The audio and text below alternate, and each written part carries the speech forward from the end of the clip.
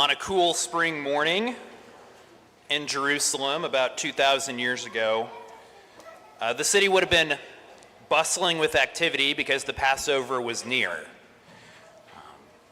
Hundreds of thousands of pilgrims came from all over Judea to come to the temple to worship together at the holiest time of the year, remembering thousands of years before when they had been led out of, their ancestors had been led out of slavery in Egypt, and the Passover, the holiest day of the Jewish year. But for a few individuals, this day was not one of celebrating. One man in particular, whose name was Dismas, was a thief, and he had been captured and condemned to death, to die the most horrific death ever devised. The cross, which the Romans perfected, was so terrifying that the whole ancient world was literally living night and day in fear that one day they might end up on the cross if they, no pun, I mean, I guess the pun is intended, if they crossed Rome. So Dismas, having been caught for stealing, was condemned to death. And there was no hope, for anyone that had been condemned to death on the cross. All hope left and vanished. And you'd spend the rest of that day thinking, what went wrong? Where did my life go so wrong that I've ended up here? They have to carry their own cross to the place of their crucifixion, and then endure further taunts and mockery from their captors and from the soldiers whose job it is to crucify them. So in this situation, on that cool spring morning in April or so in Jerusalem, you could understand why Dismas, the thief, would have no hope, because it truly was a hopeless situation. So what was it, Dismas, who also his name has come down to us, but we've given him the name also of the good thief, right? He's the good thief who, in this gospel account, sees something in Jesus that gives him hope that maybe there's more. Maybe today is not the last day of my life in the ultimate sense. What was it that gave the good thief the hope to say maybe the most beautiful words in all of, these words that he says to Jesus?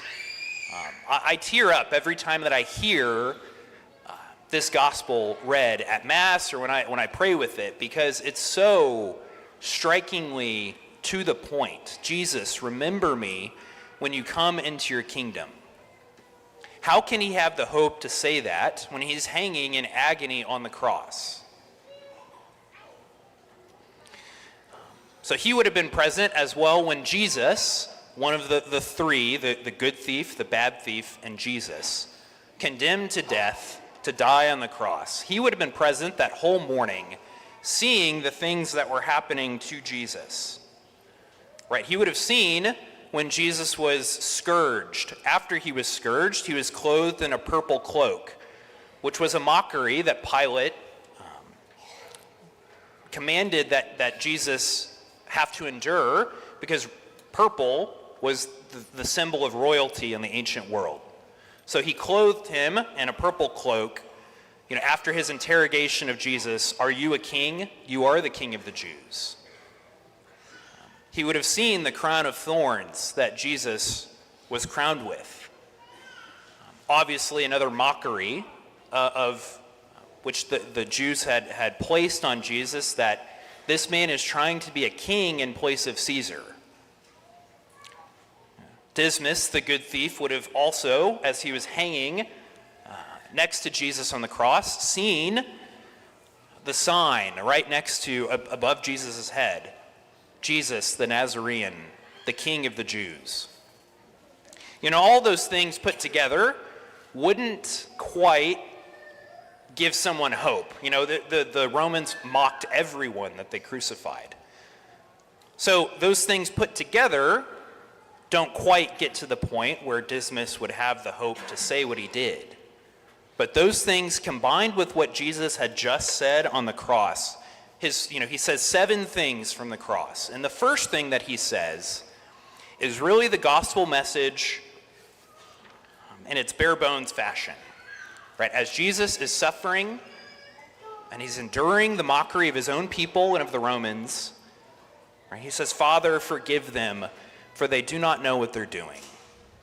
That's the whole purpose that Jesus came and became man, is to reconcile man to God by suffering death on the cross, rising from the tomb, ascending into heaven, and reigning as King of the universe, where he will come again to judge the living and the dead.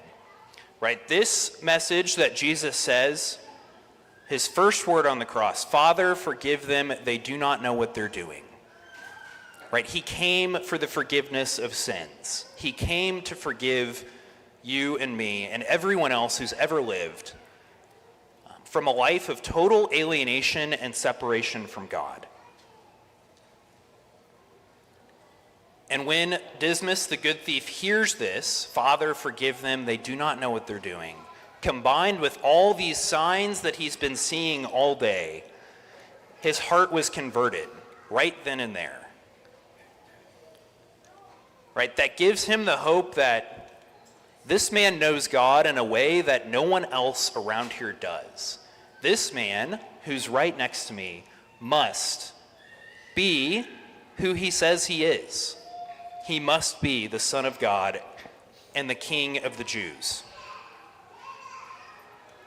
Right? And immediately his heart, filled with faith, hope, and love, and hope especially that this was not the end of the story, is bidden to turn, rebuke the other criminal who's reviling Jesus, and say those beautiful words. Right? This man is truly innocent. You and I deserve to be up here, but this man has done nothing wrong. And then turning to Jesus, "Remember me when you enter into your kingdom." Pope Benedict XVI said this about this episode on the cross. He said, "The good thief sees Jesus on the cross disfigured and unrecognizable, and yet he entrusts himself to him as a king, indeed as to the king. The good thief believes what was written on the tablet over Jesus' head, the King of the Jews.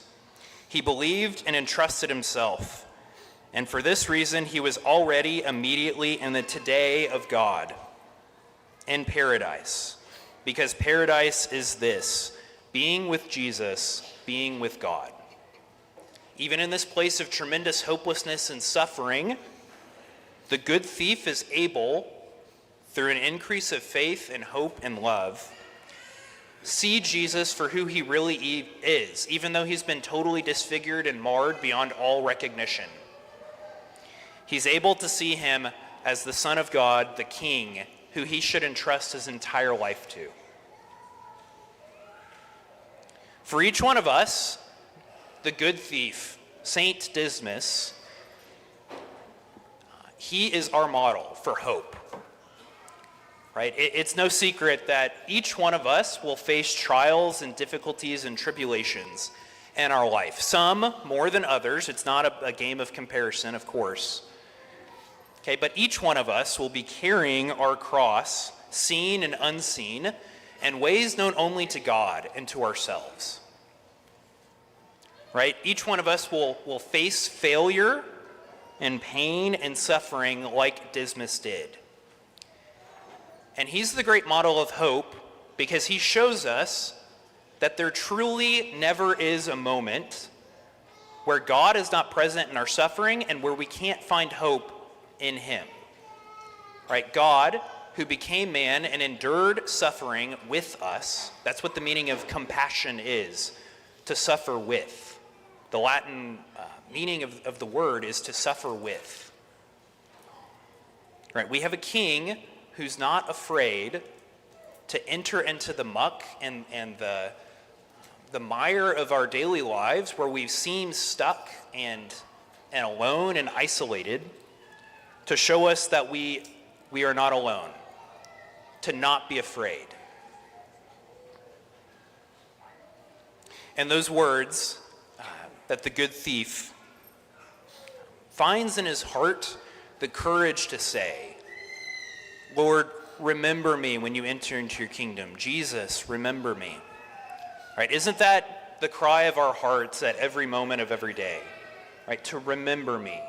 Remember me. Remember me when you enter into your kingdom. When it's my time to stand before you, remember me. Do not be afraid.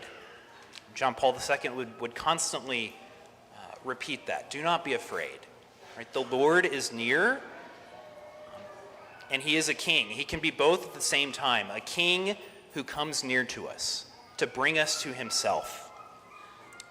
So as we come forward to receive the Eucharist in just a few moments, let those be the words on our lips today as we receive the Eucharist, and every day until the end, until we come to see the Lord face to face. Make his words our own, filled with the same hope and faith and love. Remember me. Remember me on the day when it's time for me to come to be with you in paradise.